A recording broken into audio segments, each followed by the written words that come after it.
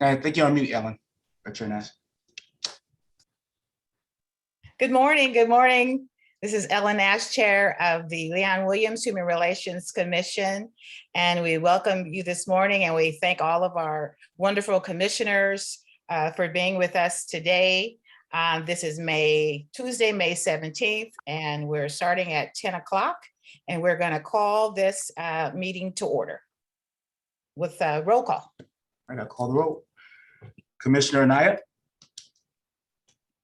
Vice Chair Arton, Commissioner Kate Chasen, Present.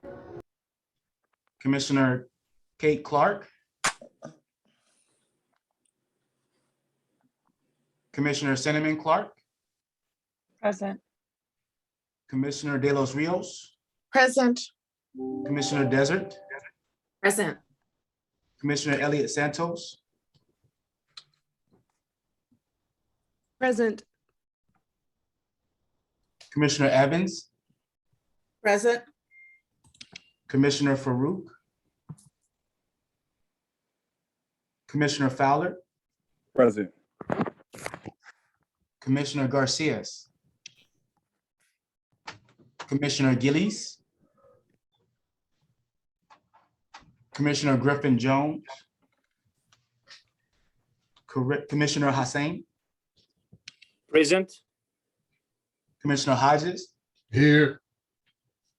Commissioner Ismail, Present. Commissioner Corey, Present. Commissioner Legaspi, Present. Chair Nash, Present. Vice Chair Murray Ramirez, Commissioner Perez, Present. Commissioner Herminia Ramirez,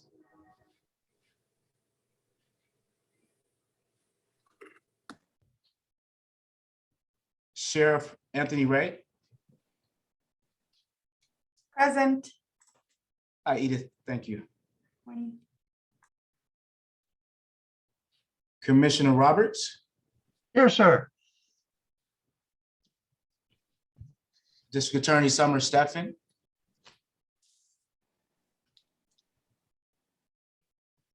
Commissioner Villaforte, Present. Commissioner Sanchez Cruz. I'm sorry, Edith, you already had Commissioner, but you already spoke up, thanks. And we have our quorum, Madam Chair. Great, great.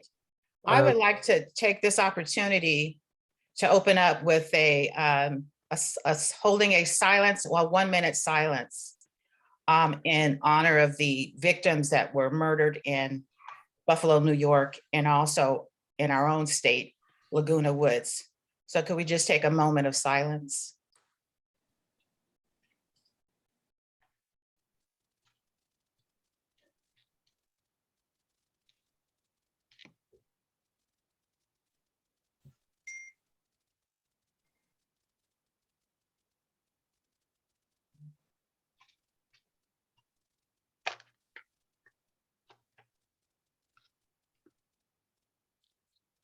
Thank you. Martin Luther King said, hate cannot drive out hate.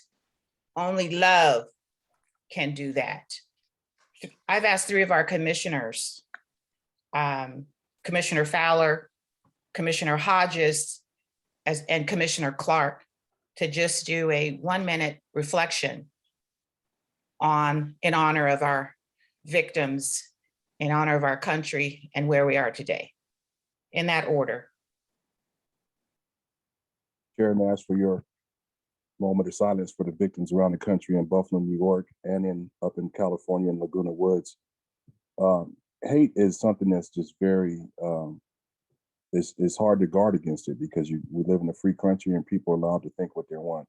First of all, I'd like to express my sorrow for the family members and the relatives of the people in Buffalo, the people in Laguna Woods, and for any other people around this country and certainly in this meeting that have family that are affected by this personally or have any distant relatives.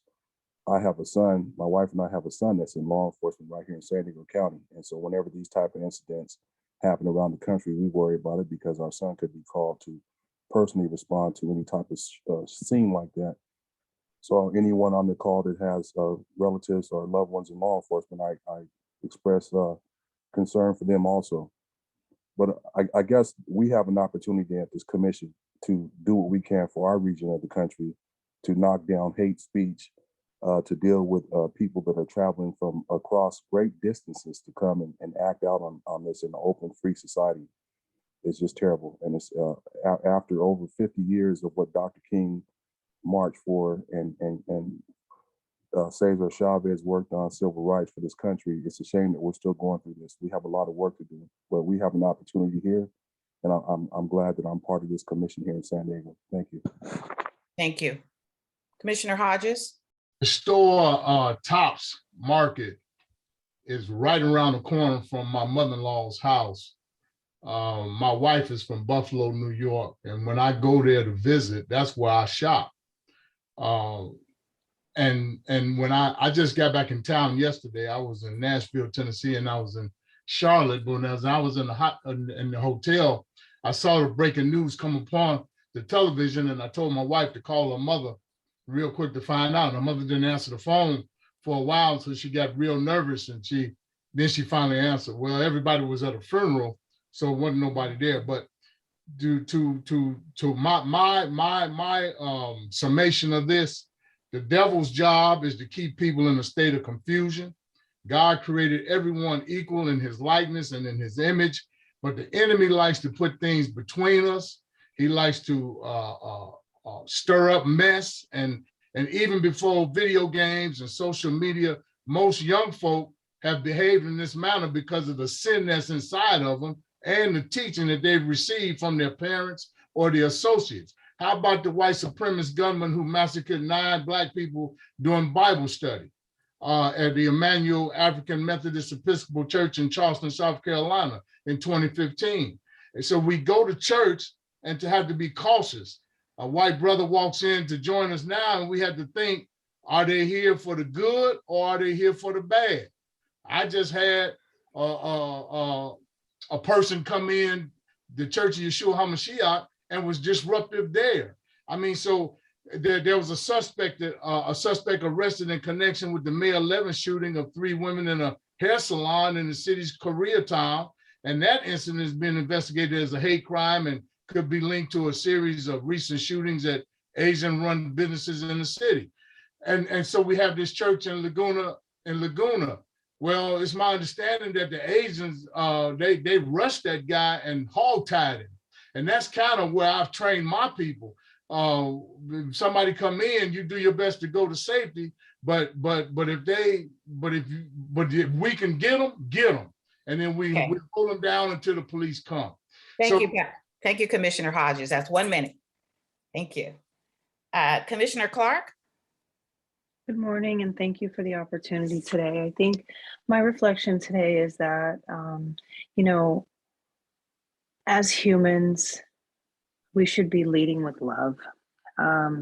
It's hard to say that when we're navigating a world that we're inundated with images of hate and horrific crimes. But if we always lead with love in everything that we do, it's hard to overcome that. And just because we don't understand doesn't mean that we can default to hate. And navigating in fear is also not the answer. And often when we navigate it, when we act on fear and hate and all of the things that are ugly, it's because we're not doing the human thing and leading with love. And so I want to pay tribute to the victims and the families and all those impacted by the hate that we've witnessed, and to navigate this world as a woman of color and the mom of a young boy that will one day be a man.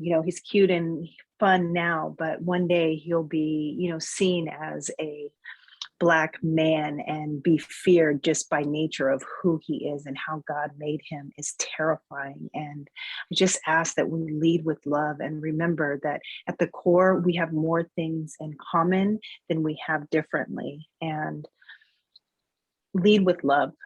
Thank you. Thank you, Commissioner Clark. Now we'll reconvene the agenda. Want to acknowledge Asian Pacific American Heritage Month, and I believe Commissioner Alex is here. And also, we also want to lift up Jewish American Heritage Month with Commissioner Gillies. There you are. Is it me first? Yes. Sure. Thank you so much, Chair. And thank you for that moment of silence, Chair Nash, especially since those shootings were targeting marginalized communities. And the church in Laguna Niguel, as we heard, was targeted because it was a Taiwanese church. Asian Pacific Islander Heritage Month recognizes the contributions and influences of Asian Americans and Pacific Islander Americans to the history, culture, and achievements of the United States. I pulled that from Wikipedia. Here locally and through the past few years, I'm proud of the work of the San Diego API Coalition and its member organizations who really worked to call out the rise in anti-Asian and Pacific Islander hate and violence that was happening throughout the country and even here locally. It's important to remember that Asian Americans and Pacific Islanders are not a monolith and that our lived experiences vary wildly, which is why the coalition and working in coalition is so important. The coalition itself has over 35 member organizations, all working on the different needs of our community. Just to name a few, there's the Alliance of Chinese Americans, Asian Solidarity Collective, our county's own Asian Pacific Islands Alliance of County Employees, Hindu Americans of San Diego, the San Diego Queer Apimata Coalition, Pacific Arts Movement, and Viet Vote, just to name a few. And so this month, I hope you'll take some time to celebrate our Asian and Pacific Islander neighbors, whether that be through supporting your favorite local business or visiting our website to learn more about how you can get involved with one of these organizations. Thank you so much, Chair.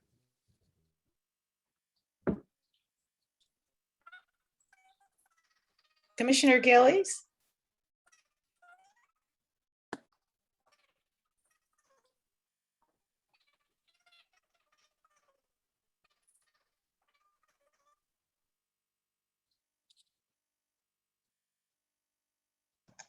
I can't hear her. Can everybody else? No, I cannot either. No. Is Commissioner Gillies here? It says she left. Okay. She's back. Oh, good. Commissioner Gillies, would you like to speak? I am trying. Is it working now? I can hear you. Yes. Thank you. Technology. I am technologically challenged all the time. I apologize. Want to thank my fellow commissioners for their beautiful words starting us off today. And yeah, what a tough time in our country. So I will just talk about Jewish American Heritage Month. Apparently was created in 2006 by George W. Bush. Jews have been in America since the mid-17th century, but immigration increased dramatically from the 1880s due to persecution in Eastern Europe. We are 7.6 million Jews across America, which means we are a mere 2.4% of the total US population. Fun fact is that 500,000 Jews fought in World War II and yet came home from that war and could not find acceptance, getting jobs in law firms and accounting firms, couldn't join country clubs, still, fighting for their country, but not accepted by their country. That's a story that I know many of you can relate to.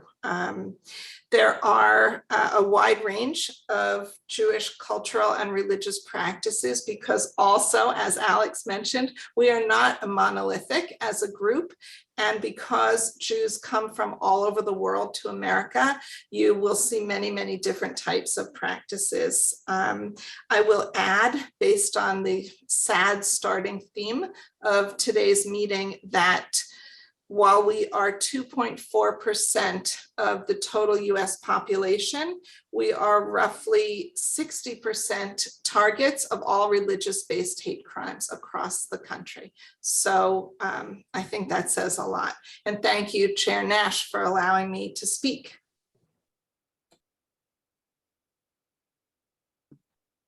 Thank you, Commissioner Gillies. Commissioner Stefan, your hand is up.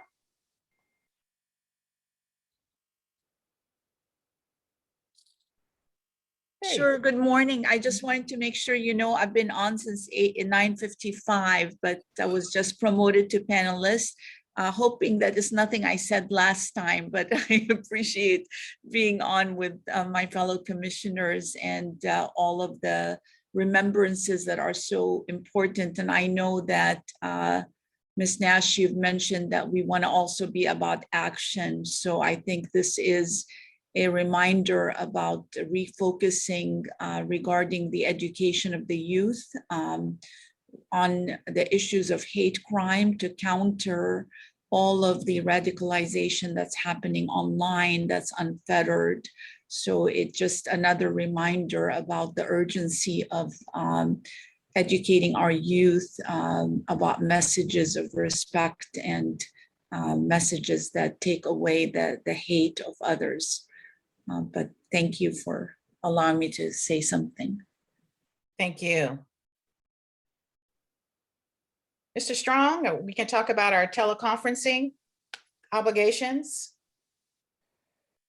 Yes, Madam Chair, this is our next item on our agenda is our monthly teleconferencing motion to ensure we can continue teleconferencing.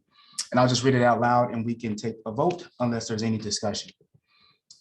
Pursuant to Government Code Section 54953E, Section 3, a motion to 1, find on behalf of itself and all committees. The Commission has considered the circumstances of the state of emergency and state and local officials continue to recommend measures to promote social distancing, and 2, direct the chair to review and make the required determinations as applicable to allow the Commission to meet remotely at least every 30 days. No I move discussion. to accept that. I second. I'm sorry, who seconded the motion? I. Oh, thank you, Commissioner. Yeah. All right, let's call the vote. Commissioner Anaya. Vice Chair Arton. Aye. And I also just want to say I got here a little bit after attendance, so I'm here. Thank you. Thank you. Commissioner Kate Chasen. Aye. Commissioner Kate Clark. Aye. Commissioner Cinnamon Clark. Aye. Commissioner De Los Rios. Aye. Commissioner Desert. Aye. Commissioner Elliott Santos. Aye. Commissioner Evans. Aye. Commissioner Farouk. Aye. Commissioner Fowler. Aye. Commissioner Garcias. Aye. Commissioner Gillies. Aye. Commissioner Griffin Jones. Commissioner Hassan. Aye. Commissioner Hodges. Aye. Commissioner Ismail. Aye. Commissioner Corey. Aye. Commissioner Legaspi. Aye.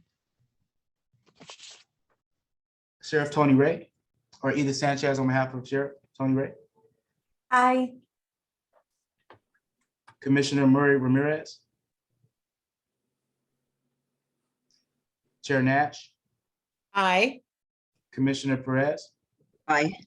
Commissioner Ramirez, Herminia Ramirez.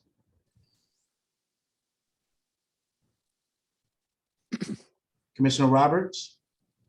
Yes, sir. District Attorney Summer Stephan. Aye. Commissioner Villaforte. Aye. That motion passes unanimously. All right, our next agenda item, Madam Chair, is public comment, and we've received 12 requests to speak prior to the meeting and 3 e-comments that were sent to the commissioners prior to this meeting. And I notice we also have a number of members of the public in the room, and if they wish to speak, I see a few folks raising their hands right now, and we can allow them a minute to speak if you like, due to the number of speakers. Yes, please. Okay, we'll start with the first member who requested to speak, and I have a Gus Hernandez.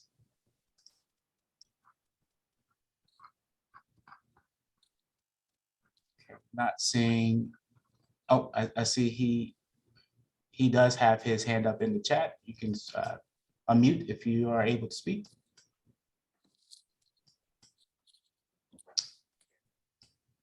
Mr. Hernandez.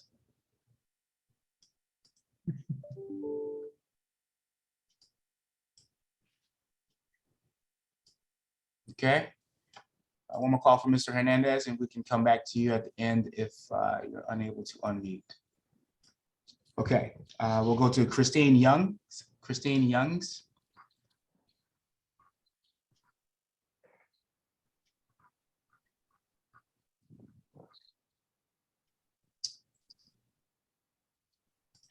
I'm not seeing Christine Youngs, but I do see Gus Hernandez. You should be able to unmute. Hello, can you hear me? We can hear you. Oh, great. Good morning, commissioners. My name is Gus Hernandez. My pronouns are he, him, his, and I live in Hillcrest here in San Diego. And today I'm calling to ask for the removal of Commissioner Hodges from the Human Relations Commission. I've been following this drama for the last 6 months, and he has demonstrated that he's unable to fulfill the mission of this commission with his hateful rhetoric towards the LGBTQ community, which is causing real harm to our community. I ask that the Human Relations Commissioners vote to remove Commissioner Hodges from the Human Relations Commission. Thank you so much.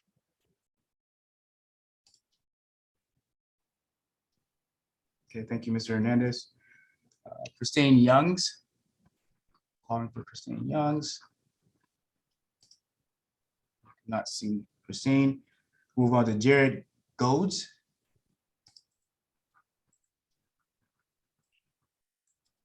Okay, you should be able to unmute, Jared. Hello, can you hear me? I see you're unmuted. Hello? Yeah, we can hear you. Okay, fantastic. Good morning. My name is Jared Godes. My pronouns are he, him, and I live in Ramona. I'm calling to ask that you remove Commissioner Hodges from the Human Relations Commission. He has demonstrated he is unable to fulfill the mission of the commission, and his hateful rhetoric toward the LGBTQ community causes real harm. He has violated the code of conduct in his transphobic and homophobic public statements, and the county has confirmed the code of conduct can be applied retroactively. I ask that the Human Relations Commissioners vote to remove Commissioner Hodges from the Human Relations Commission. Thank you so much. Thank you. Moving on to Luis Montero Adams. And I see you are in the room. If we can allow Luis to speak. All right. Good morning, commissioners. My name is Luis Montero Adams. My pronouns are he, him, his, and I live in the city of San Diego. I'm calling to ask that you remove Commissioner Hodges from the Human Relations Commission. I've called in the past and I continue to support the voices of the LGBTQ community members that have been hurt by Commissioner Hodges' hurtful comments. I ask that the Human Relations Commission's vote to remove Commissioner Hodges from the Human Relations Commission. Thank you very much.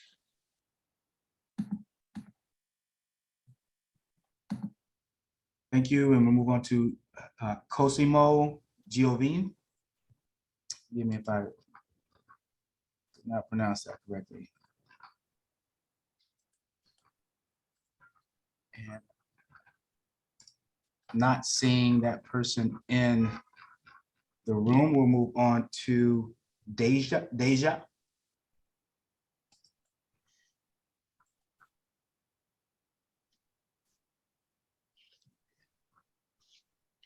And not seeing that person in the room.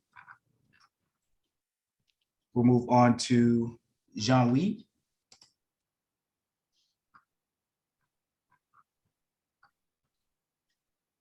And I see Jean-Louis in the room. If you could allow him to unmute and speak.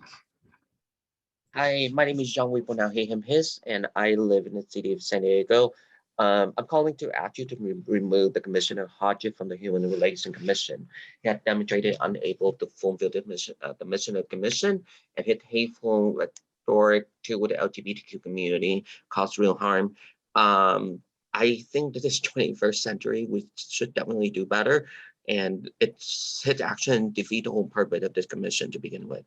So I would hoping that the commission will be where foster love and peace and affirmation on different, people and basically LGBTQ community members have been struggling for the long time to get where we are today. And seeing his hateful action just basically push it back to the time when folks like myself was struggling to come out to be recognized, to live a life in peace with love and know that we can actually, have that life. So please remove the person because they're just doing more harm to my community. Thank you. Thank you, John. We have Blake. I see there's Blake in the room. Hi. Yeah, is it possible I can speak at the end of the meeting? I'm just in the middle of something. Hello? Oh. Yes, Chair, we could come back to you towards the end of the meeting if time allows. And Chair Nash, if that's okay with you. Thank you. Yes, if time allows.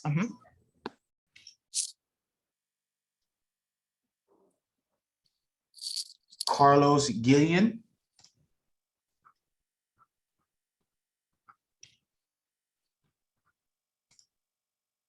Okay, not seeing Carlos in the room. Jen French.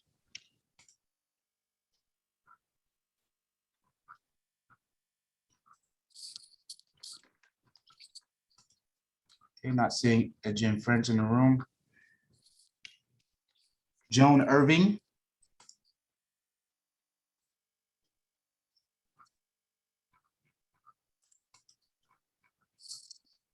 Not seeing a Joan Irving. Isaac Snyder.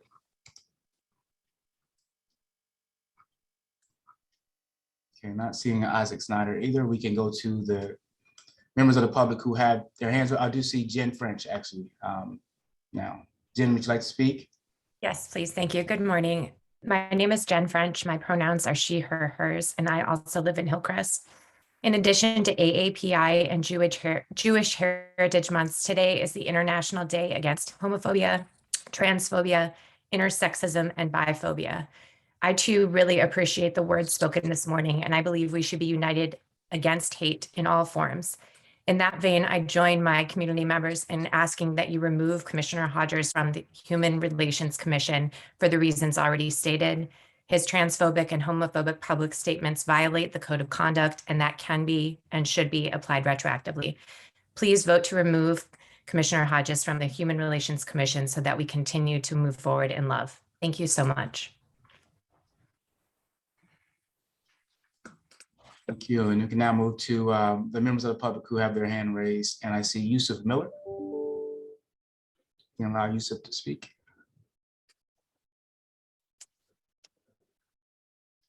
Hello, my name is Yusuf Miller. I'm with the North County Equity and Justice Coalition and the Racial Justice Coalition of San Diego. And thank you for the moment of silence for the tragedies that happened this past weekend, both in Buffalo and in Laguna Woods. White supremacy in Buffalo has been a cancer to this nation since its inception, and it continues to this day. It's a cancer that we need to cut out, and we need to encourage and enforce that our elected officials cut out this cancer from our community by doing proactive steps to neutralize white supremacy in our nation. And for our Asian Pacific Islanders, the tragedy in Laguna Woods, this issue was, of course, an example, an emboldenment of the hateful rhetoric that we see throughout this country that was acted out in a terrible manner. And I think that we need to wrap our arms around the AAPI community just in case there's some backlash from this event, given the current anti-Asian hate that's going on, Asian hate that's going on now. And I'll also like to say I stand with my LGBTQ brothers and sisters.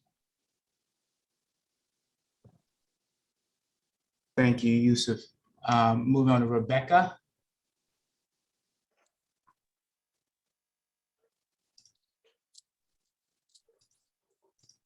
Good morning, Chair Nash and the commissioners. My name is Rebecca Hocheld. My pronouns are she, her, hers. And on behalf of the San Diego LGBT Community Center, I want to thank you all for starting the meeting off with a moment of silence to honor the victims of these horrific shootings. We all should be united against all forms of hate. I'm calling in for this commission to remove Commissioner Dennis Hodges from the Human Relations Commission. Commissioner Hodges has made statements in this meeting and in writings and in the press that are discriminatory and are hate speech against the LGBTQ community. His statements, including repeatedly saying he could never and will never support the LGBT community, are in opposition to the mission you all are here to serve, and disqualify him from serving on this commission.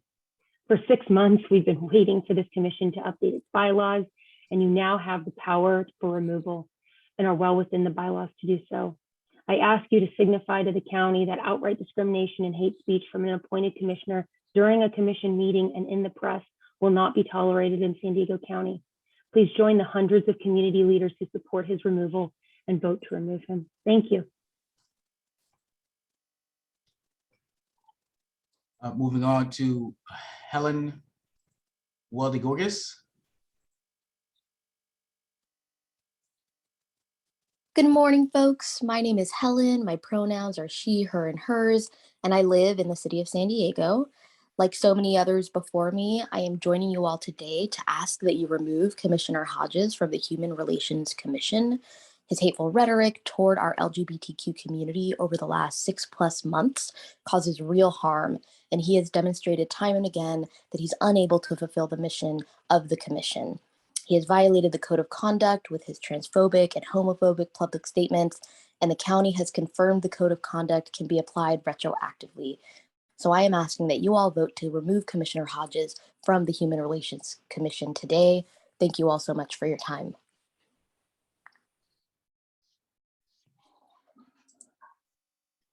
We have a call-in user without a name, call-in user 1. If that is you, feel free to unmute at this time. Okay. The person I think left the chat. Francine Maxwell. Good morning. Can you hear me? Yes, we can hear you. Thank you so much. Francine Maxwell, Chairwoman of Black Men and Women United.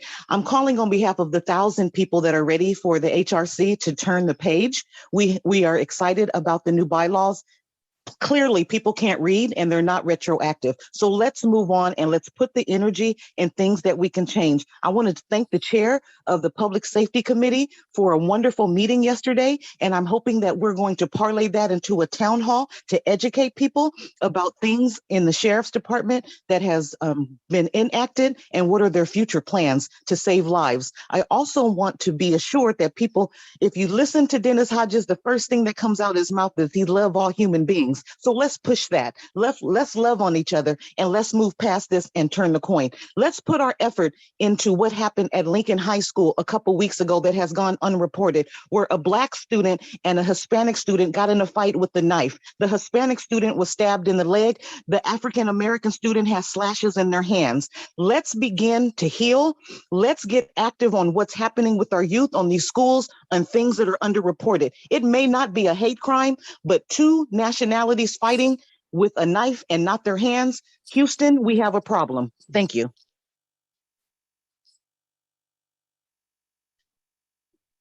Okay, moving on to Blake. Let's see. Okay. Hi, I'm a homeowner and resident in the Hillcrest neighborhood of San Diego City. The Human Relations Commission should not be promoting biological males and females to be legally classified and treated as the opposite sex. This is against scientific information, facts, and logic. As a gay male, I must speak out against a trans movement that has taken over the gay community and the Democratic Party. Gay people have extra credibility when speaking out against the movement. I'm aware that many gay people are very afraid to speak out against the movement, which is homophobic and anti-gay. The misguided movement seeks to completely erase biological sex from society and reduce a person's sex to just a feeling and costume that can be changed at a moment's notice. Trans and trans equivalent identities, such as non-binary, are just paths to medicalized conversion therapy, which is harming countless closeted gay children. This is the primary issue with trans. Many adult trans women hide that they were secret bisexuals and closeted gay prior to transitioning. That is why they are still sleeping with a woman after transitioning. Professional lie detector tests would reveal that charade and help confirm there is no such thing as biological trans. The American Psychological Association has been grossly negligent with its current handling of a natural experience that occurs in closeted gay children and adults that I personally call excessive opposite sex image envy. The vast majority, if not all of us gay people, have personally experienced this opposite sex envy during childhood. Blake, apologize for the interruption, but that is 1 minute of your time. Thank you. I thought we get 2 minutes. No, you get 1 minute due to the number of callers that we had today. Oh, okay.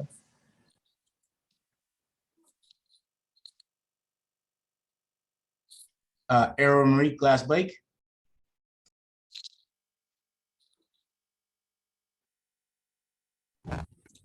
Good morning. Can you hear me? Yes, we hear you. Yes, we hear you. Okay, perfect. So I first want to say thank you to those of you commissioners that I do see out in the community doing the heavy lifting, particularly Chair Ellen Nash. Thank you for being at the rally last night in regards to our brothers and sisters in Buffalo.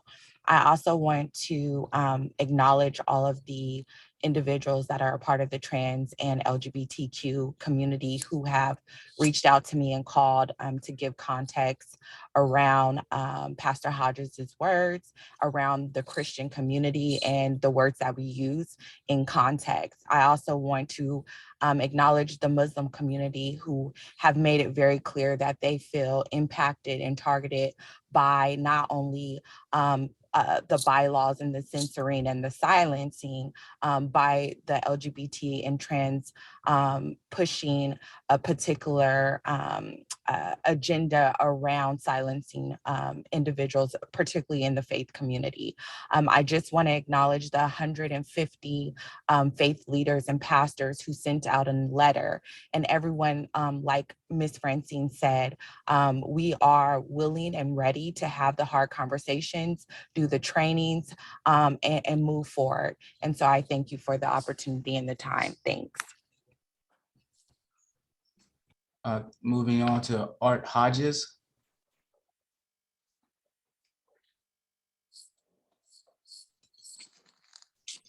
Can you hear me?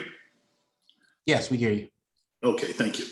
Yeah, thank you for the opportunity. I actually was not planning on speaking, but I was listening to the meeting and notice again that they're bringing up the subject of dismissing Pastor Dennis Hodges. And I want to again speak in favor of not taking that kind of action on two bases. Number one, again, he is representing what is stated in your bylaws as a demographic that should be represented in these discussions, and that is the religious community. And so his views he's expressing are truly held biblical views and values, and while they may disagree with perhaps even most on this commission, they do represent a significant number of the populace here of our 3.5 million in San Diego County. So those views do need to be heard and expressed, and this is the perfect type of setting for that to exist in. And secondly, I really don't think that you can retroactively pass a rule and a bylaw and try to make that apply retroactively. And if that does happen, our attorneys are standing by to litigate this. So I think it's an unnecessary step, and why invite the litigation? Everybody, I think, will agree to live within the bylaws going forward.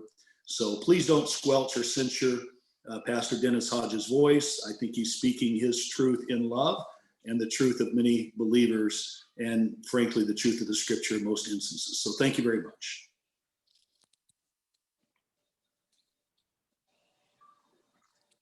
Madam Chair, we have Info Faith Freedom.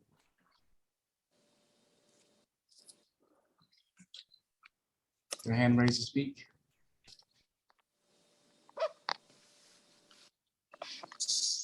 Hello, Commission. I also was not planning on speaking. My name is Neda Higuera.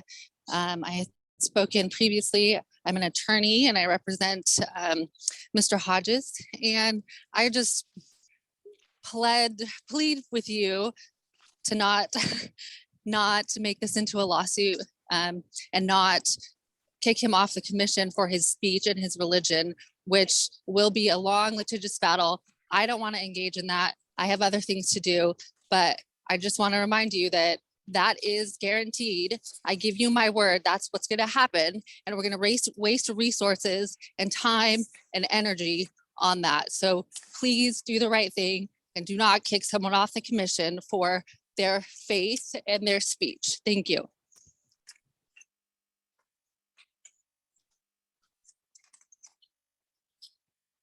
We have Lori Saldana. Hi, good morning. I was just speaking at City Council regarding the vendor ordinance. I don't know if you're familiar with that, but it strikes many of us in the community that many of these vendors are from some of our most disadvantaged community members. And they are struggling to have employment, and they create their own employment with the vending carts that we are seeing increasingly around our parks and beach areas. And I just testified at the City Council about the importance of training some of these small vending cart owners on business management practices and partnering with the community colleges that does free training to give people business and accounting skills. And I wanted to approach this group because I think you work on diversity and equity and equality issues, including economic opportunities. And I thought maybe you could issue a statement in support of, rather than punishing people who are struggling to survive and have economic opportunities for themselves and their families, but partner with the city to develop partnerships on and the. I apologize for interruption, Lori Saldana, but your time is up after the minute. Oh, I thought it was a 2-minute comment. All right. Thank you very much.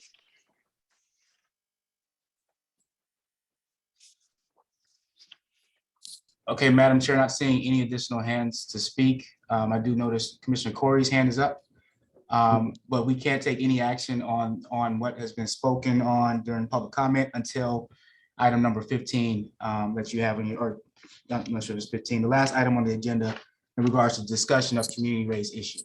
So just to note that. My apologies, I had it erroneously up. Thank you. Okay, can we go to subcommittee updates? All right, subcommittee updates, and this is for subcommittees who would like to provide an update. For the award subcommittee, I don't believe you've met yet this year, but I believe y'all are planning to meet soon.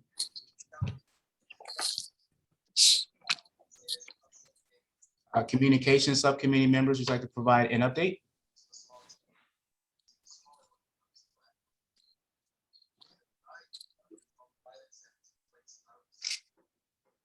And I believe Commissioner Anaya typically provides the updates for this, and he is not on the call today. I am on the call. Oh, okay. However, I don't usually provide the updates, but I can provide the update that we did not meet last meeting. Got it. Okay, thank you. A legislative subcommittee actually has an item on the agenda. So if they would like to provide an update here, or they could pass until their item comes up on the agenda, and I'll defer to Vice Chair Arton.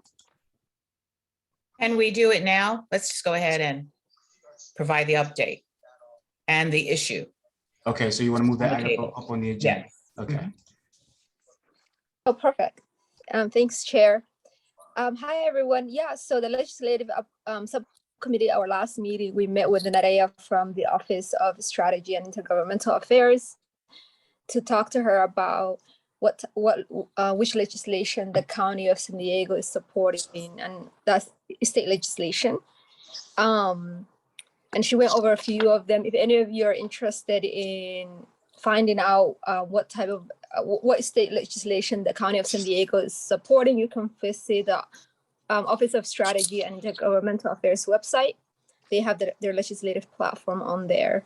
But to move on to the main thing, or the call to, or the action item, or the motion for today, as we have brought up in previous meetings, since we meet with the Office of Strategy and Intergovernmental Affairs, the Legislative Committee would like to, like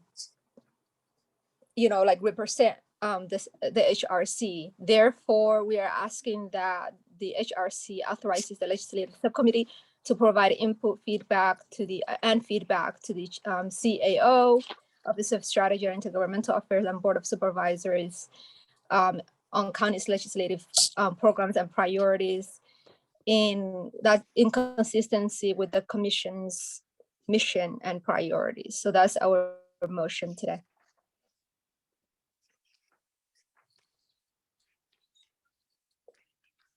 I think if we can take maybe a vote, unless there are any questions or comments or anything that anyone else from the subcommittee would like to add.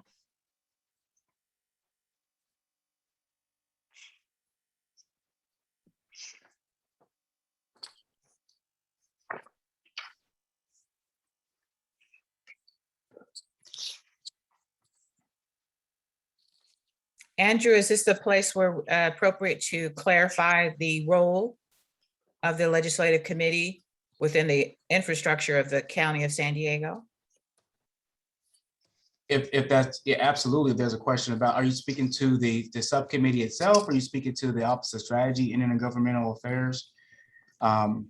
If you're speaking to the subcommittee itself, the subcommittee is definitely established to advise, similar to the HRC itself, but to advise the CAO and specifically our Office of Strategy and Intergovernmental Affairs to support the legislative priorities of the HRC and community members. So, and the subcommittee itself cannot, or the HRC cannot lobby or support individually bills through the subcommittee to the state legislature. But what they can do is support and provide letters of support to OSIA and the CAO and the Board of Supervisors for that fact to ask for the county to support certain bills and legislation, if that's helpful.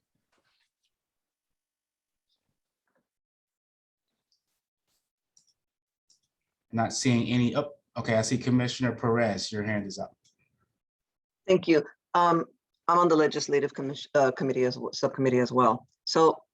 So that is actually what we're asking, I believe. And other committee members, please clarify if I misspeak. But just to be able to write something on behalf of the Human Relations Commission when it's in a need, when the timing is short and it requires a response sooner than we can get docketed and get on an agenda. And of course, it would be run through the chair. But I think that's exactly what we're asking for, because we're seeing that sometimes by the time, something happens, and then by the time we can take any kind of action, you've already gone through, oh, we don't have a meeting till next month, and then we have to get on the agenda. And so there's a lot of things that have to happen. And sometimes by that time, I mean, some of the stuff, I don't want to sound, but it's never going to be old news. But what I'm trying to say is by that time, sometimes some of the action, then it's almost a little too late, And so I think it's important that if this is the role that's been entrusted in us as a legislative subcommittee body of the HRC, that you would trust that we would, of course, present something that would be appropriate, and then absolutely bring it to the commission in full if we do something like that. So I think we're just asking for the authority to just be able to take some sort of action as to an immediate response when it's required, running it through the chair. Other subcommittees, if legislative committees, if this is my understanding, but please chime in if I'm misspeaking here. Thank you. Yeah, if I can add, yeah, thank you so much, Commissioner Perez, for providing that context. I feel like I should have provided more context. As I mentioned earlier, we meet with Nareya from the Office of Strategy and Intergovernmental Affairs at every legislative subcommittee. And she gives us updates on state legislation and what's happening, and which legislation the county is supporting, and so on and so forth. The legislative subcommittee does meet more frequently than the HRC does. And as we all know, legislation moves very quickly. So the ask again, as Commissioner Press said, is that if there is a legislation that we feel like the HRC should provide feedback on, but we might not have enough time by the time that the next HRC meeting is, this is just to authorize the legislative subcommittee to represent the HRC and to give input. And Chair Nash, I do see Commissioner Roberts' hand up, but Rachel Witt wants to clarify from a legal standpoint, just the scope and mission, a little bit more clarity than what I said. So if you can allow Rachel to speak. Great. Thank you. I just wanted to point out that the bylaws, Article 5, Section A, talks about committees, and it's that the actions and recommendations are not deemed actions of the commission and in no way bind the commission or its members. So they really are advisory to the commission. However, this particular motion is not asking to write letters. It's specifically authorizing the legislative committee to provide input and feedback to the Chief Administrative Officer and the Office of Strategy and Intergovernmental Affairs. And so that is certainly consistent with the bylaws. And so it would allow for the feedback of the legislative committee to give that direct feedback. It just wouldn't be on behalf of the commission as a whole, but rather by that legislative subcommittee. So I just wanted to clarify that.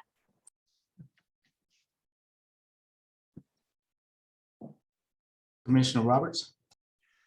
Good morning, everybody. Commissioner Roberts here. I don't have a problem with this, but what I'd like to ask is if we do something like this, is that the anytime that there's an action taken by the committee to make a recommendation, that the entire committee or commission be notified, so that if there is a counter proposal or a counter thought, that we also get that opportunity to make that presentation or make that comment to the Chief Administrative Officer and the Board of Supervisors. So.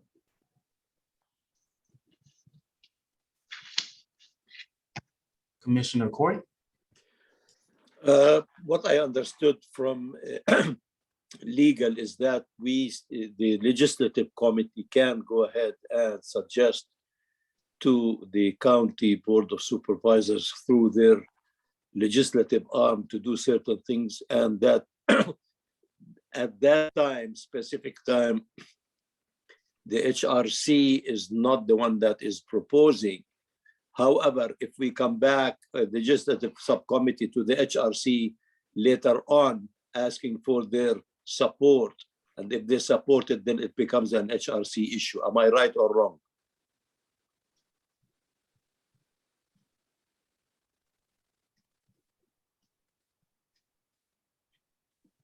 I believe Rachel Witt just commented to me that I believe you are correct. Thank you. Unless there's any other misunderstanding on behalf of the other subcommittee members.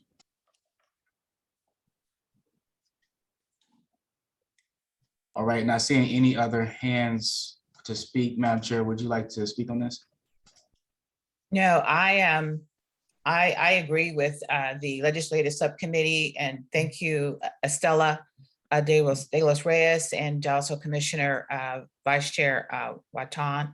I agree. Things are moving really, really quickly in terms of legislation, and we want to support in any way possible with regard to input and feedback. So if this is the process that complies with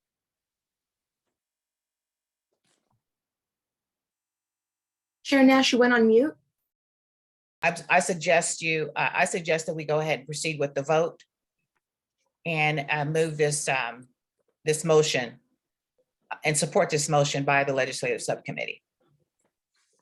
Okay,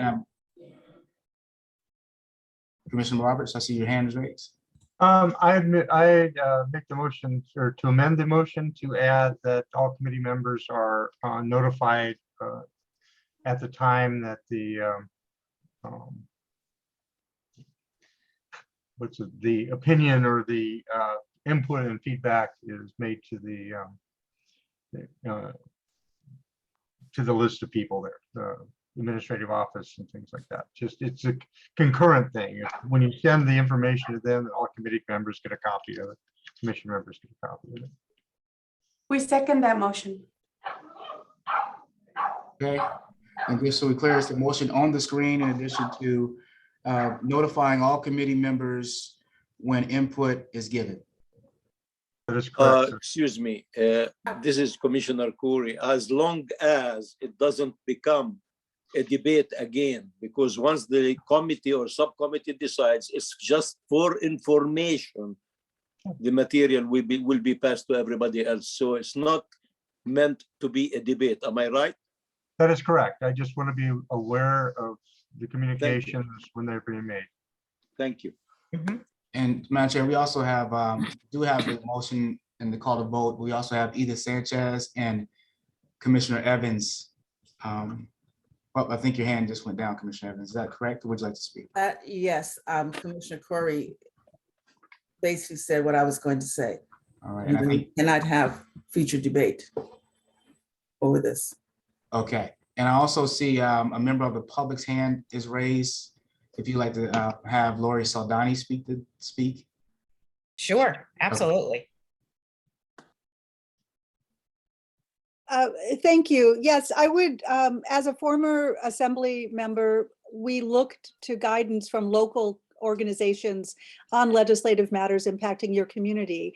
And I strongly encourage this to move forward with the amendment that the full commission approves anything before it is sent up to the legislative offices that are introducing bills and policies that you're commenting on. I think that's the normal procedure. And I hope that you will also take a strong position on AB 2343 once you get this procedure worked out, because I met with the new sheriff, the acting sheriff, with others recently regarding Dr. Weber's Saving Lives in Custody Act. And the sheriff's office is not willing to step forward on this, and the state sheriffs oppose it. This has to do with the audit that I and others pushed to get done on deaths in custody. So this is needed, just this subcommittee is needed, your recommendations are needed. And as a former legislator, they are welcomed and useful when we make our deliberations in Sacramento. Thank you. And just to clarify real quick as well, the motion is to provide feedback and input to county entities, not to the state legislature, but to the county on support for legislation in certain bills. So not to provide direct feedback to the state legislatures. However, like we did earlier this year, right? The HRC sent a letter to OSIA and the CAO stating the legislative priorities that they hope to see within the county's program. This is Commissioner Corey. Yes, you are right. However, we represent in general parts of the community, and accordingly, whatever we represent can still write the legislator directly, not as HRC members, but as organizations. I want to emphasize this. Thank you.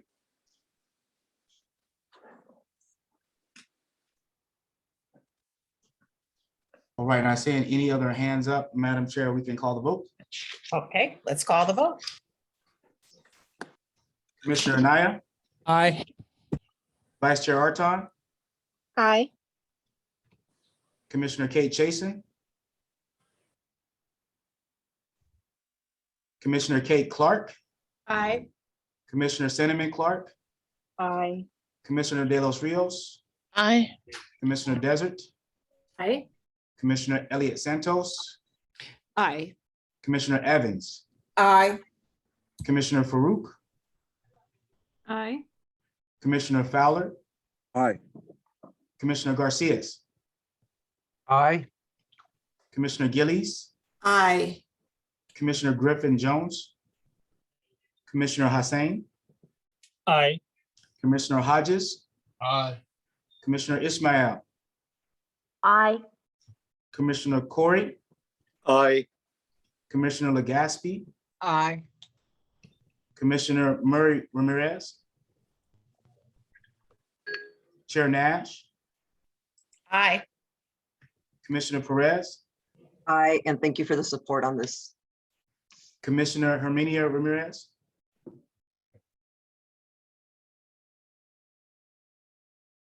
Edith Sanchez on behalf of Sheriff Ray. Aye. Commissioner Roberts. Aye. District Attorney Summer Stephan. I'm going to abstain because as DA, I take my own positions on different legislative pieces and I don't want it to appear in conflict. I don't expect a conflict, but I think it's safer to abstain. Thank you. Commissioner Villaforte. Aye. And Madam Chair, that motion passes. Excellent. So we were on our subcommittee updates, and let's get back here. And do you want to continue the subcommittee updates, Madam Chair, with the policies and procedures subcommittee update, if there's any there? Absolutely. Absolutely. Are there any updates on our policies and procedures subcommittee? Okay. Seeing none. Public Safety Subcommittee, I know they met last night. Would you like to provide an update, anyone? I can provide a quick update. Hello, this is Chair Estela de los Rios. So we had a Public Safety Committee yesterday. Sheriff Anthony Ray gave a presentation on keeping our jail safe. We've had a series of presentations and we have some action items for our next meeting. But we are moving along, getting assessments on different resources on mental health, homelessness, and we look forward to having more of a conversation, transparent with our sheriff. He was very open and willing to speak yesterday. There was questions even regarding the audit. So it's the first conversation, and it has to be, an issue that we can connect with law enforcement, and this is what our goal is, that we can work around making our community safe, and that includes our incarcerated and our homeless and our mentally ill. So anyway, that's our update. Thank you very much. Unless any other members want to add.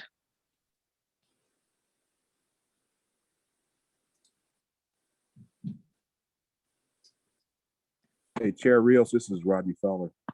I would just like to add that I know someone mentioned at the last meeting, I think it was either last meeting or the meeting before, that I don't get the updates for the subcommittee on my email, and I will when I get finished, I'll let Andrew know my email address so he can updates, please.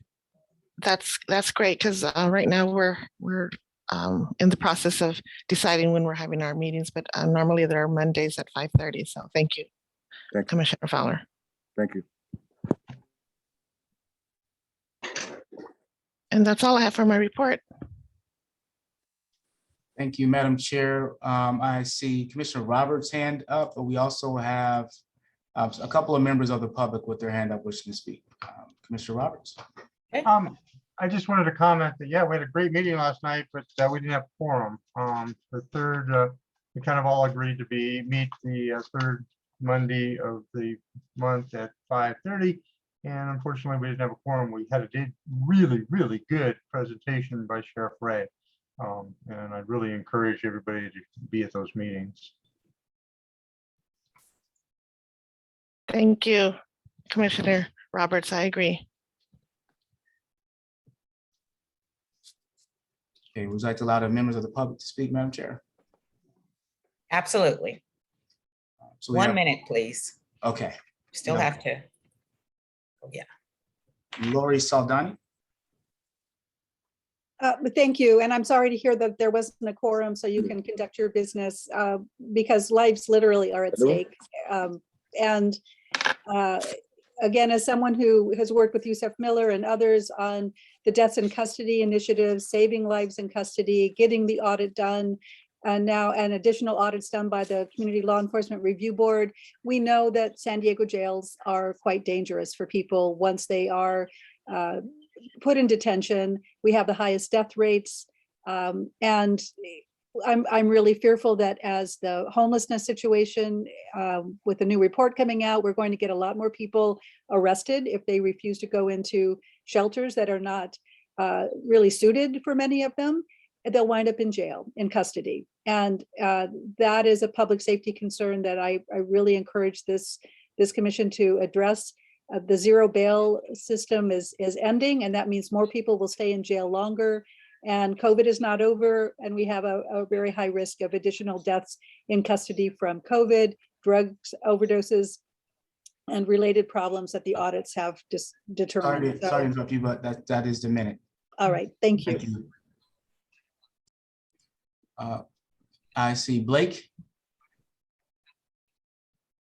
Hi, yeah, I thought I would comment since this mentions public safety and mental health. I'm just finishing what I was talking about earlier. I had been previously talking about the trans issue and this concept that excessive opposite sex image envy. This experience in closeted gay children and adults can lead to the behaviors and feelings that psychotherapists are now outrageously and improperly classifying as trans. Check out Blake, I'm sorry to pause your time, but this is on the public safety subcommittee item. This is not on the non-agenda public comment. Well, I'm talking about jails and also shelters where they're allowing trans people into them. And there are many people concerned about public safety on that issue. So I'm commenting about trans. So that is on topic. So yeah, back to my comment. Daily mental medication, synthetic hormones, and fake sex change surgery should never be an option for closeted gay children dealing with their opposite sex envy. It is my understanding that certain scientific studies have shown that a large proportion of sex dysphoria children grow out of their dysphoria discomfort once they become adults, and they also come out as gay in adulthood. Each legal intersex subcategory is legally and scientifically classified as either female or male. The proper testing for each subcategory has zero to do with how a person feels. My community is not the LGBTQ plus alphabet soup community. It is the gay community. Blake, your time is up. I did pause your time when I paused you earlier, so that was a minute. Thank you.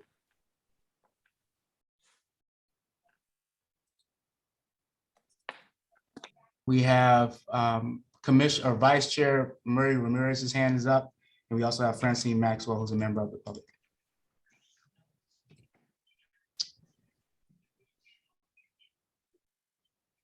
Okay, you should be able to speak now, Vice Chair. Yes, I was just wondering when the my proposals would be voted on.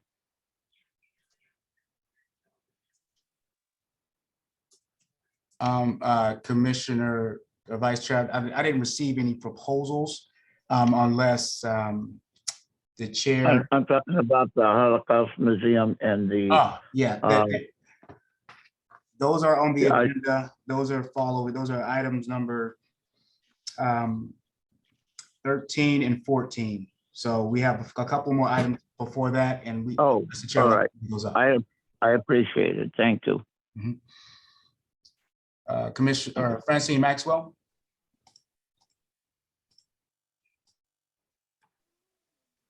Good morning, Francine Maxwell. Just wanted to ask if we could be mindful of the time.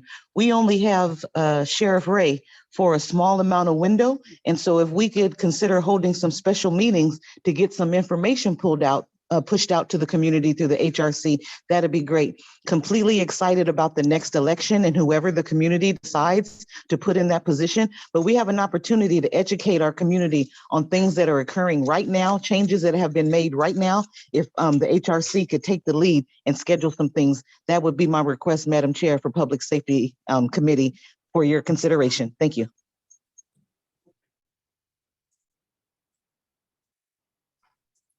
Okay, not seeing any more hands to speak. Any additional discussion on the Public Safety Subcommittee? All right, not seeing any. Youth Subcommittee. You have anyone on who would like to provide an update? Kate, Commissioner Chason had to leave, so. Okay. All right, so we will move on to our next agenda item. And I do see Commissioner Desert's hand up. Would you like to speak on this agenda item, or would you like to speak on the previous or? This one, agenda item 7. Okay, Madam Chair, we can move on to our discussion. And this item is a continuance from last meeting to continue discussion around this topic. So Commissioner Desert. Good morning, fellow commissioners. I want to resolve and move forward from the issue of retroactivity and Commissioner Hodges' removal. First, there is nothing in the bylaws that makes the code of conduct or the provision to remove a commissioner retroactive. There were comments made at the Board of Supervisors meeting, but there was nothing in the motion made by the Board of Supervisors or in the code of conduct provision to require retroactivity not be possible. If this were to apply to our decision today, it would have to either be by a bylaw amendment or in the motion, neither occurred. So I'm happy to hear from council, but since retroactivity was not included in our bylaw amendment or in the motion made by the Board of Supervisors, it's clear to me that this retroactivity issue is being used as a delay tactic to postpone the inevitable here and continue the harm that began in February by having someone on our commission who says in his own words that he can never and will never support the transgender or gay community, and has described our LGBTQ community as sinners and as an abomination.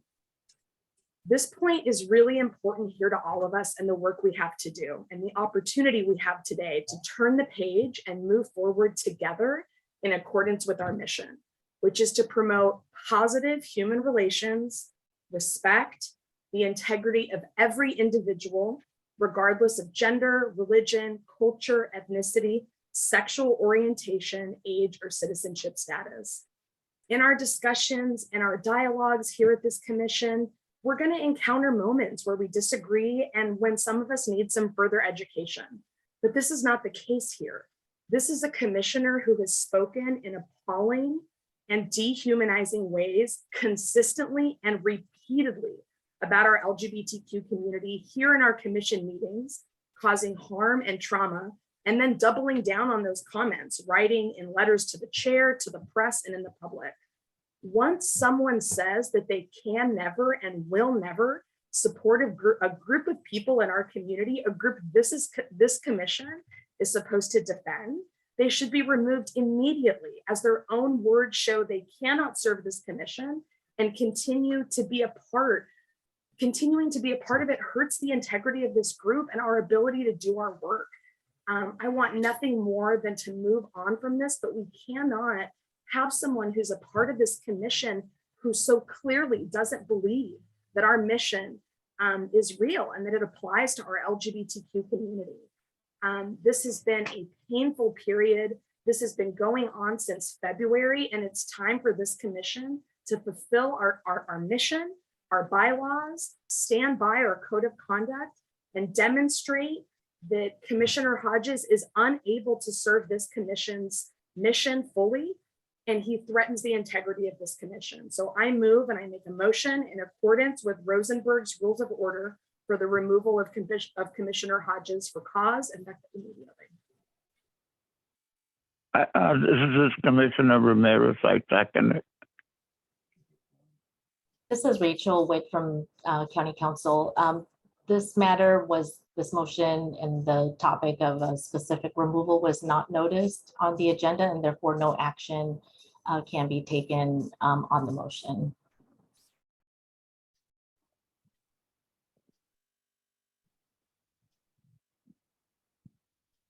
Under Rosenberg's Rules of Order, you can make a motion related to the agenda item. Here we have agenda item 7, which includes a continued discussion of the bylaws, the code of conduct, and their applicability to commissioners and their behaviors and statements.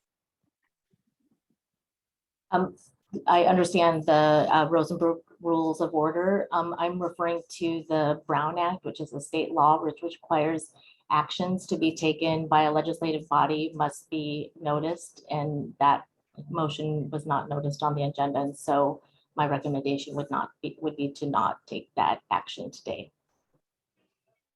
Rachel, would the substitute action be to discuss it during the item on the agenda that talks about discussion of community raised issues, to potentially put something on the agenda for future action?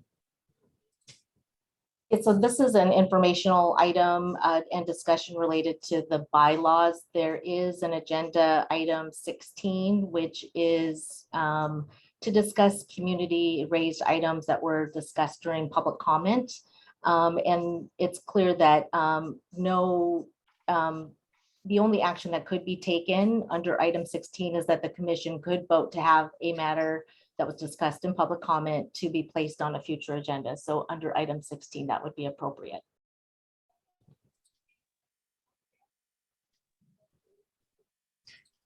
Madam Chair, we have Commissioner Fowler's hand up, and we also have two members, Commissioner Murray Ramirez hand up, and Francine Maxwell from a member of the public. So we have Commissioner Fowler. Thank you. Commissioner Fowler. Yes, here's Andrew. Thank you. I just appreciate the commissioner's opportunity to speak and make a motion that was seconded, and then we had council rule on it. I think it's out of order. But the other thing is that, in all transparency, those of us that were on the meeting that started all this, that spurred all this, Commissioner Hodges recused himself. He did not want to vote, and that is something that keeps getting left off. We just came through a weekend of violence across the nation where lives were lost, and that will probably be a pattern that continues on. And we keep getting stuck in the mud, in the weeds about issues that we've already resolved. The Board of Supervisors resolved this issue, and they gave us a pathway to move forward if we allow ourselves to do that. And it's just unfortunate that this keeps coming up. I have members of the LGBTQ community in my family, and I care about every human being. I think Pastor Hodges has tried to demonstrate, he's communicated that in comments today and in past meetings. I would hope that we can get past on this, and we have members of the public that have the right to speak at this meeting, and they commented. But the Board of Supervisors said that we're not going backwards, and this is not retro. I would just hope that our participation and respect of everyone's time and effort in these meetings is that we can continue to move forward. Thank you.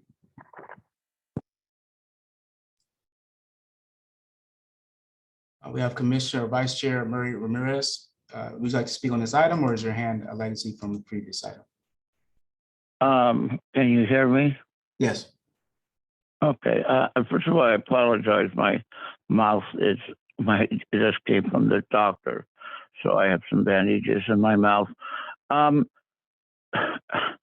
know, I worked, as many of you know, for 30 years to get this commission reestablished, and with Ron Roberts and Bonnie and Nathan and so forth. And never did I think this commission, any human relations commission, that let alone the county or city, would be in this situation. I want to make it also very clear. As a Latino and an activist for over 50 years, I have worked with many Black ministers. I have worked with Reverend George Stevens, who many of you know was very anti-gay, but we found where we could work together. And we worked with the Martin Luther King, trying to get a street in his name, and also the convention center. He actually introduced me to his church. At the same time, the man would not sign any document, proclamation that had gay in it. And he just did not believe. But, and others that I have worked with, no minister has ever in my lifetime stated that someone was an abomination. I too am religious and spiritual. And what I want you to understand is the effect it had on our fellow Commissioner Judy Legaspi. She has not been the same. She's a very religious person. In fact, the Filipino community elected her a president of one of the oldest traditional Catholic Filipino societies in the Catholic Church. So when this started, and Akara can tell you, she's not been the same. She's been going through a lot of emotions and a lot of sadness and hurt. And we're very concerned about her. No one of our commissioners should have been subjected to that. To say you're an abomination, it seems that some commissioners are thinking, well, this is just difference opinion. No, I've worked I'm willing to work with people who don't share my views. I'm willing to work with ministers that don't share my view, and have, like I said, from George Stevens to George Walker Smith, to Bishop Kinney. I've worked with them, and knowing that many of them did not support the gay and lesbian community, but none of them, you have to understand, what was said was condemning Julia Laddafi to hell.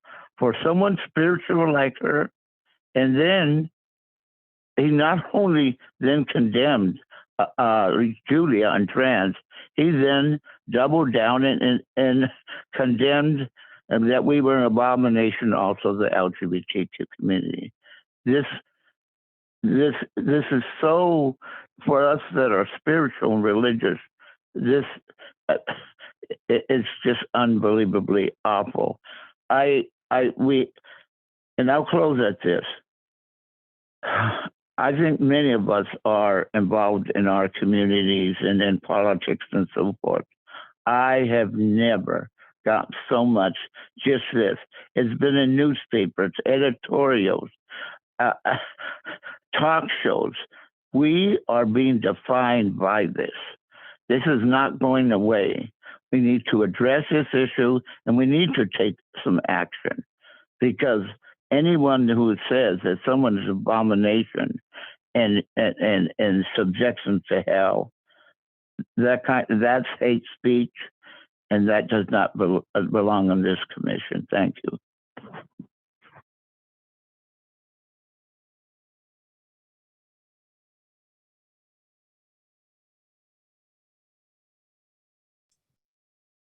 All right, Madam Chair, we have several hands that wish to speak. We have some members of the public, and we also have Commissioner Naya, Commissioner Perez, and Commissioner Desert. Would you like to go with the members of the public first? No, I would like to honor the commissioners Okay. first, and then the public. Commissioner Naya? Good morning still, or good afternoon. I want to try and keep my comments very direct, very short here. I think there is a overwhelming agreement that everybody wants to move this on and get this done with. Now, what the resolution to that is, I think everybody has different opinions on, and that's fair. So I will attempt to share mine and try to stay, try to remain direct and not mince words too much on here. I do believe in the way that I've been raised, and I don't say this jokingly. I've actually had a lot of conversations with folks about this, including a lot of folks in my community, and I do believe myself to be a person of some faith here, and literally last evening prayed on this on my own and just said, where do I stand on this, and where do I want to go with this? And one thing that keeps coming into my mind is that it all starts with words. Everything starts with words, and words are very powerful. And to have, and what Commissioner Nicole just said really hit home, to have someone feel dehumanized in our group is not okay. And I have to challenge this group. If we took this out of the space of our LGBT brothers and sisters, if we took it out of the space, and that was said about any one of us in any other way, members of our African-American community, members of Latinos are an abomination. I will guarantee you that that would be just as loud, if not louder. And it's not fair that we're allowing this conversation to continue, and it just needs to be settled. To me, I can take the emotion out of it for a second and think to myself, it's about a job description. Let's be frank. If you cannot do the job, then step away or have someone else that can do the job. I am 100%, and I like what Commissioner Murray said about, I have worked with folks who I don't agree with and probably will never be on the same, agreement on a lot of things, but we can be respectful to each other. There's a job description here. There's a mission to this commission about working with all communities. And if you can't work with, if I came at you right now and said, I can't work with members of our Black community, then I shouldn't be on here, right? That's just the reality. We are brought together because we are meant to work together to get through these issues. But if you simply cannot do it and are unwilling to do it, then you know what? There are other avenues for your voice to be heard. It's just not this committee. Just like there's certain groups that I don't agree with, and you know what? That's not my place to be involved with those groups.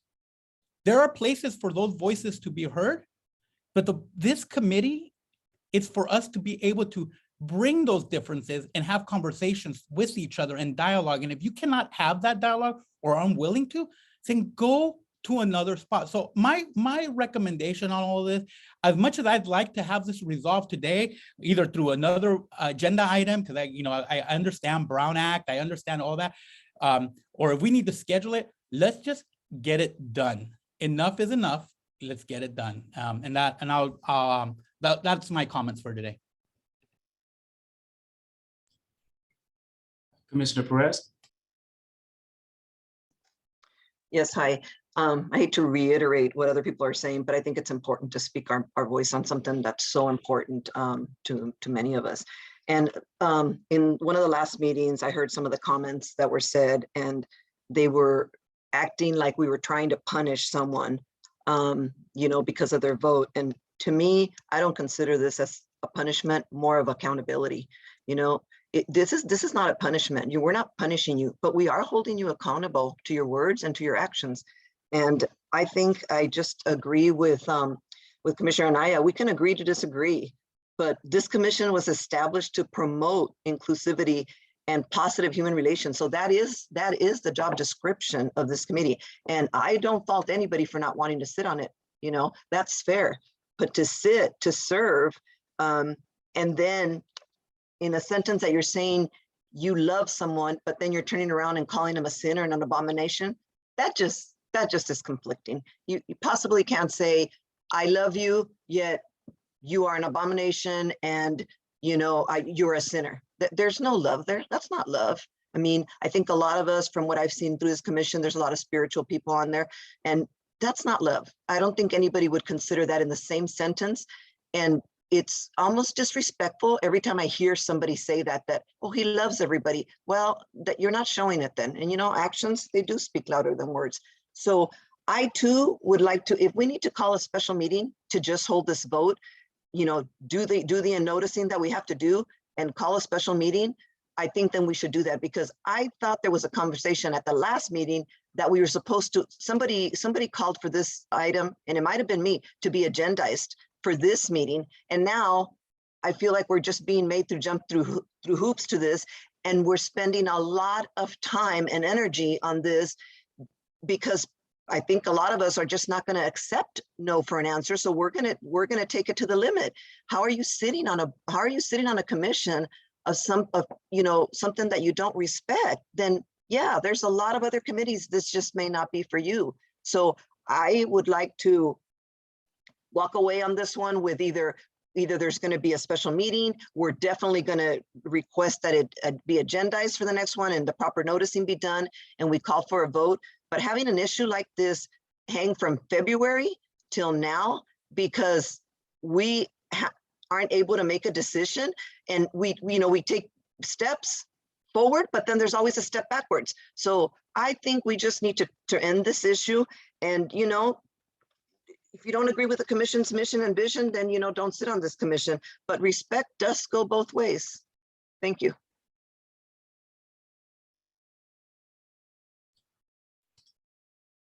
Commissioner Desert. I'm concerned with what feels like delay tactics and unfairness.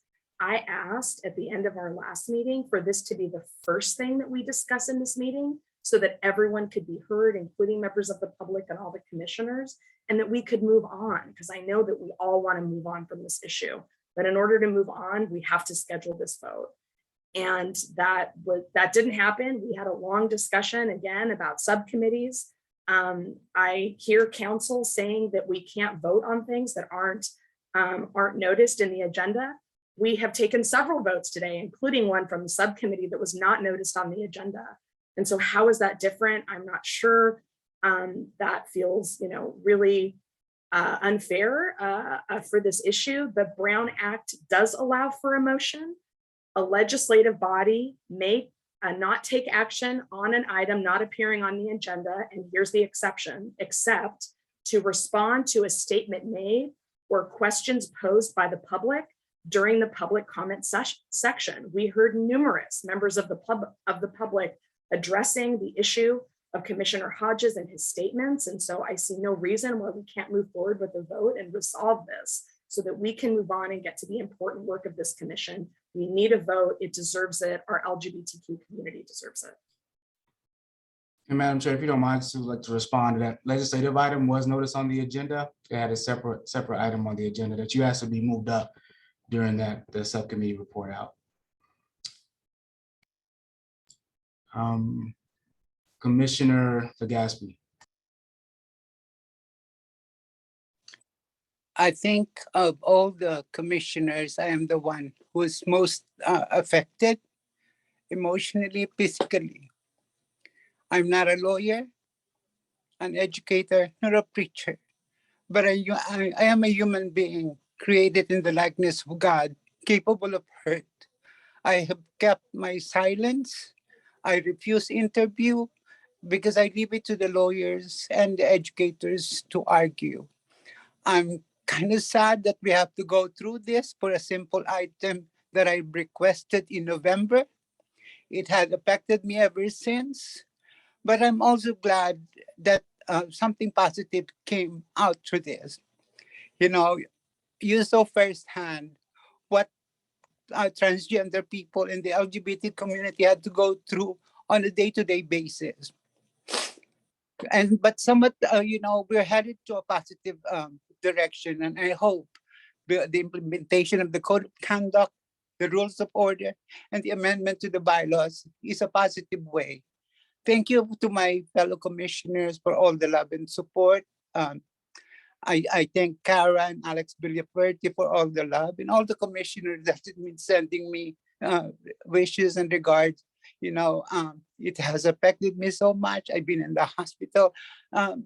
So I hope something positive would come through this, and so we could move on. But this item has to be taken care of. Thank you. Commissioner Gillies. Thank you. I don't want to repeat what my fellow commissioners have said, but I really feel outraged that we're having this conversation again. And, we know that words have consequences, and yet it doesn't seem to be happening in this case. As Commissioner Anaya said, if this were about any other minority, if we were swapping out any other minority for the trans community, we would not even be having this conversation. It would have been outrageous. It would have been done. We would have voted. And to have this go on and on, it's a shame on this commission. And I don't know the laws. I feel actually today that we are being threatened by lawsuits, which is outrageous to me. So I am asking, how do we get to the process of voting as soon as possible? If we have to have another meeting and we have to agendize it, 24 hours in advance, I will be sitting here tomorrow morning at this time, ready to vote. We need to put this to bed. We have other work to do, and we need to respect our LGBTQ community. Thank you.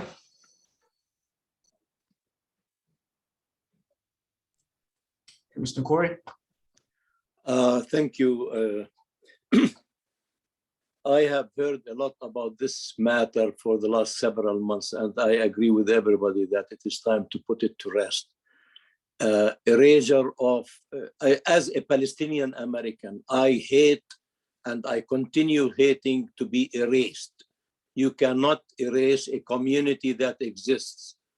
And accordingly, I strongly recommend that either a special meeting take place or find a certain way of getting this to closure, as everybody said, because that cannot continue. We were here today to meet for 2 hours to discuss important and other issues, and we need to put this item completely behind us. And accordingly, I move with emotion.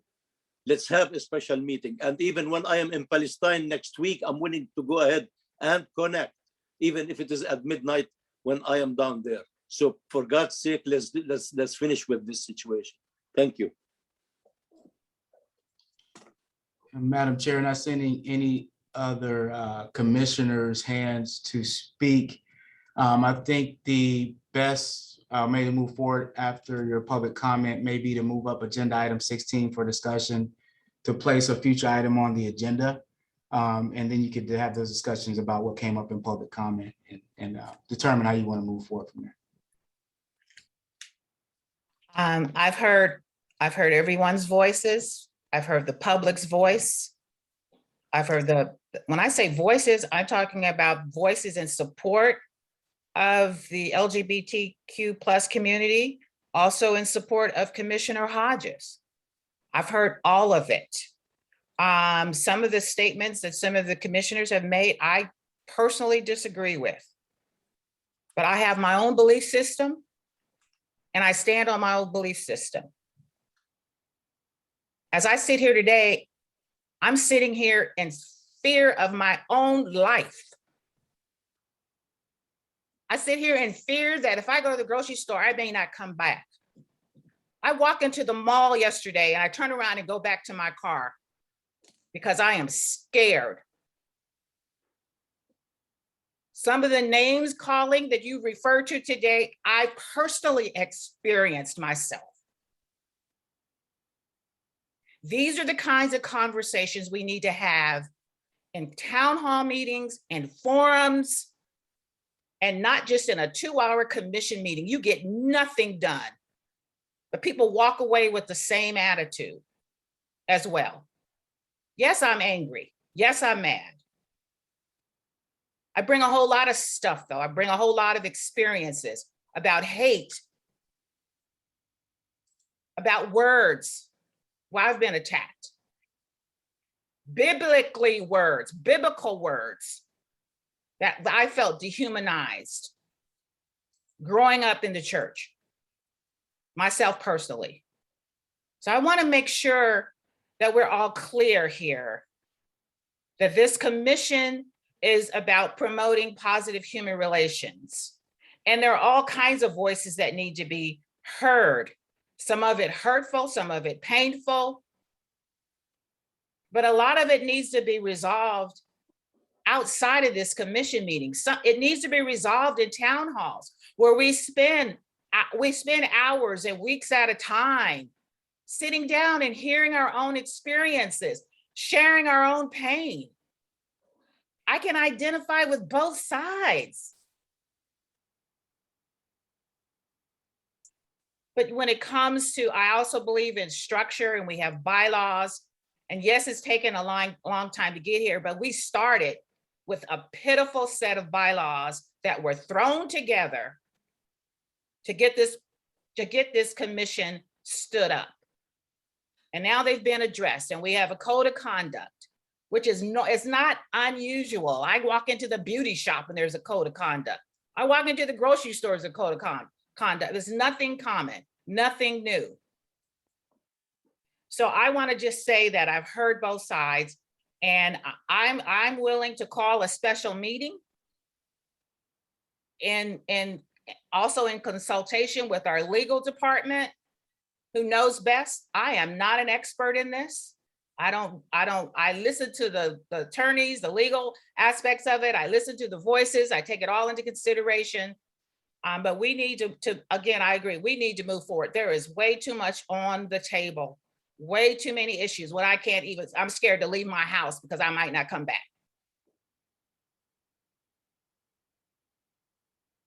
And I'm dead serious.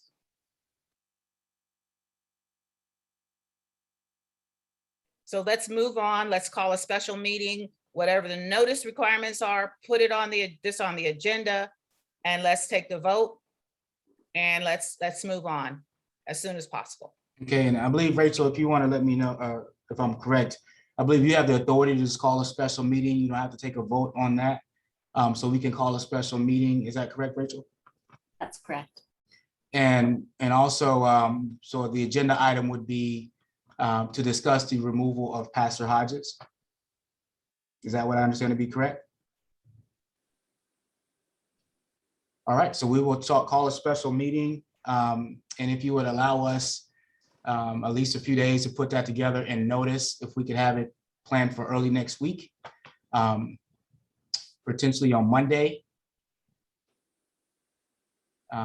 pending calendars. So I'll circle back with you, Madam Chair and the Vice Chair, Okay.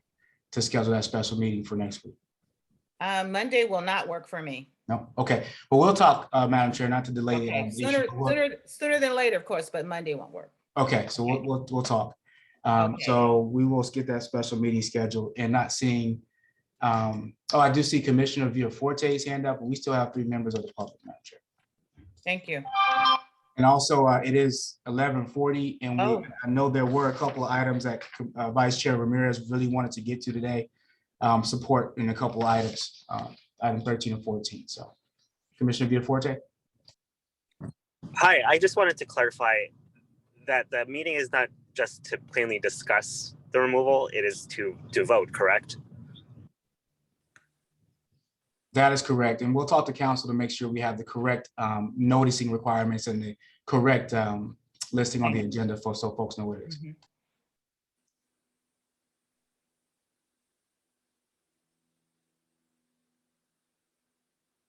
Would you like to go to the members of the public, or would you like? Please, yeah, let's just, yes, if we run out of time, we'll move on. We'll put everything else on the next agenda. Okay, Francine Maxwell. Good morning. Thank you. I just wanted to add to clarity that Pastor Hodges abstained and he was attacked. He was pushed to talk. You don't know when you push somebody in a corner what's going to come out. If a Black man would have been respected when he said, I abstained, then you would have moved on. You didn't ask the rest of the people that abstained. You went after the Black man. The same way in Buffalo, the young 18-year-old went to the same area the day before, and a Black person gave him a soda because he said he was thirsty. Then he came back the next day and he slaughtered people. So when somebody says, you want me to take something out of context, put Black in it. Pastor Hodges, a Black man, was to answer the way that Christian Black man pastor was supposed to answer. If his abstention would have been good, you would have moved on from the meeting. So make sure that the public gets the full notice so that this orchestrated what happened today in public comment and continues to happen. The rest of the people can tear their constituent bases as well to come to this special called meeting. No holds bar. Leon Williams is not with cancel culture. Leon Williams thinks that everybody loves everybody and should get along and move past this. But to remove a Black man, you need to remove Leon Williams' name from this HRC.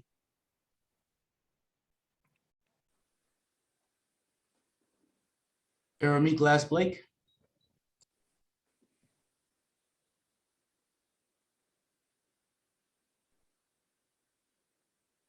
Yes, thank you.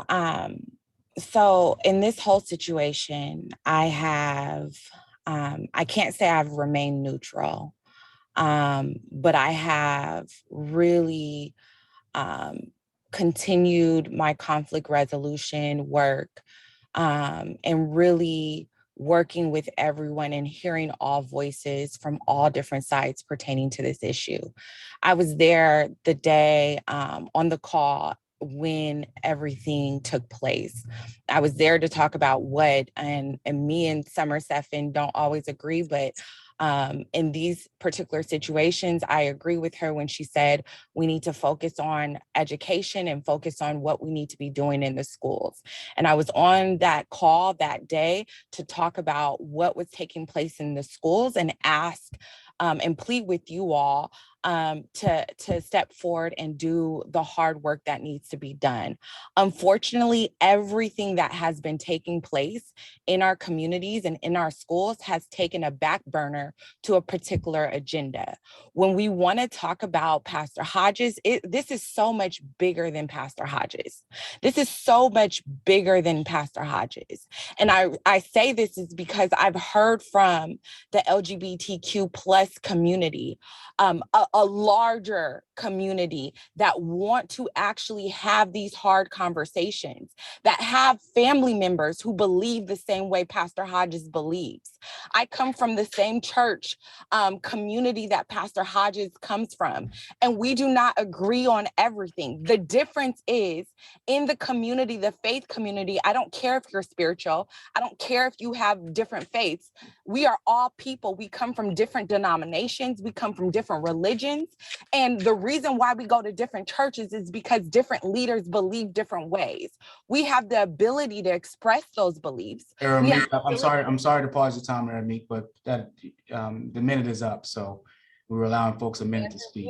Andrew, you didn't give a minute for this particular item, and there's been so many people that have spoken for a long period of time. And so I would like to continue with my statements. I will close it up, but I think it's very important if this is going to be the last conversation, because this is going to cause so much division in the community. You know that, everyone on this call knows that, and to say and compare Pastor Hodges to what happened in Buffalo is such a disrespectful comment to all these community members and all these commissioners who say they stand with the Black community, and to compare what he said to what happened in Buffalo is disgusting. I'm disappointed, and I will work with Ms. Francine and everyone else. If we cause this further division, I will work to make sure that this commission is dissolved and that the Leon Williams name is off the commission, because you all do not.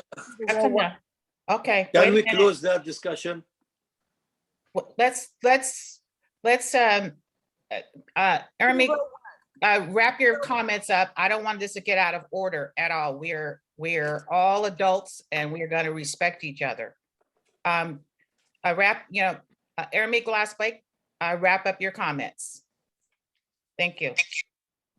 Like I said, Ms. Chair, I just want us to do the real work. There's been so many conversations. Some of your commissioners showed up, some of your staff from the county showed up.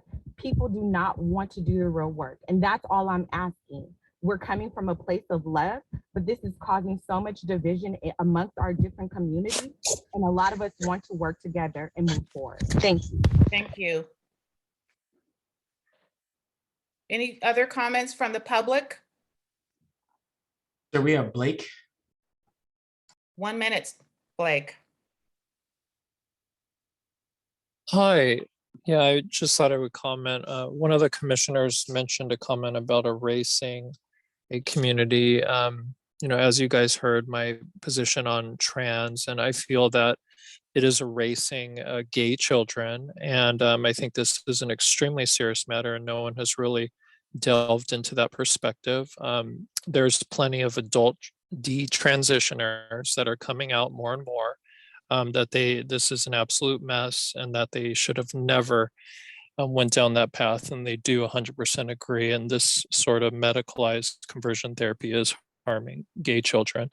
And I'm just hopeful that people will start to, discuss that kind of perspective. And I'm just hopeful certain gay adults will not be selfish and not continue to harm future gay kids. And every gay kid that comes out as a trans equivalent label, to me, is one less gay kid. So thank you. Commissioner Roberts.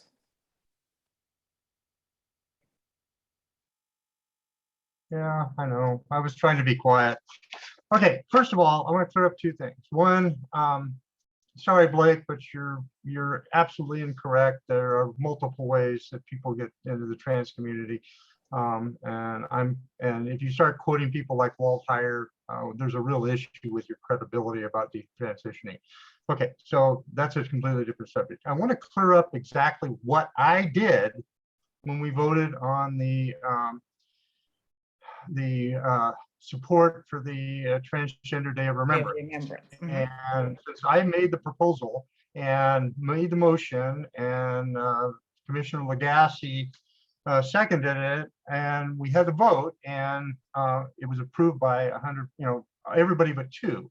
And so on my own volition, trying to find consensus and seeing if we could all get together, I asked both abstentions, one of which was a representative of Sheriff Gore, who subsequently got clearance to vote for it. And I also asked Reverend Hodges to, why if there was, and the way I stated it was, is there a way we can come together on this? And so it wasn't, I wasn't reaching out. I certainly wasn't picking on Reverend Hodges as a Black man. I was trying to gain consensus for the motion that Ms. Lagasse and I proposed. So anyways, please don't entertain any more of the philosophy or the thought that we were going after a particular Black man. And, if you look at it, I was one of the targets of his comments. Well, I'm not very religious, and I have been called an abomination so many times about multiple things. And I'm afraid a lot of that has actually come from within the communities that I belong in. And one of those happens to be the LGBT community, and they consider me an abomination for some of my political views. So, people, words have consequences, but the big thing we got to remember is we got a much bigger picture to work on here than and Yes. Unfortunately, there are people in the community who believe as Reverend Hodges does, and it is incumbent on us to include all those people in a conversation. And anyways, I'll be quiet now. I just wanted to get that one clearance out and rebuke Mr. Blake from the public. So anyways, have a great day. And we got about 6 minutes before we need to be out. Okay, well, thank you very much. Thanks for all of the comments today. I'm sorry we didn't get to everything on the agenda, but this is important, and we need to call, we'll take our direction from legal and from Mr. Strong on when we can call that special meeting. And I want everyone to really rethink and reflect, as I'm doing, on where we are and why we're here. And I've taken every comment, everything very seriously. And yes, I've been affected emotionally. I'm going to be transparent. I don't personally feel that even some of the conversations we're having during this commission meetings are appropriate. They should be in a town hall or a forum. And as Ms. Blake just pointed out, that's the real work.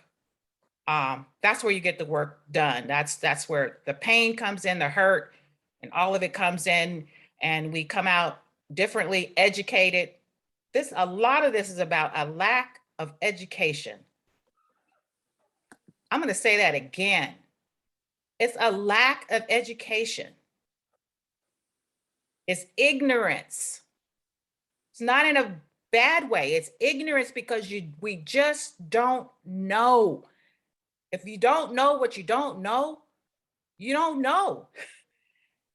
And a lot of this, I want you all to take this into seriously consideration. A lot of this is a lack of education. I will be 69 in November, and I thought I knew it all. But let me tell you, going through the commission and learning all of you and listening to you, I am learning a whole lot through this experience. Yes, it's been a long time, but it has been an education experience. And I know for me personally, and for a lot of you on this call, it has been an education experience as well as our public. And we will have to continue these conversations, and we will have to do the hard work.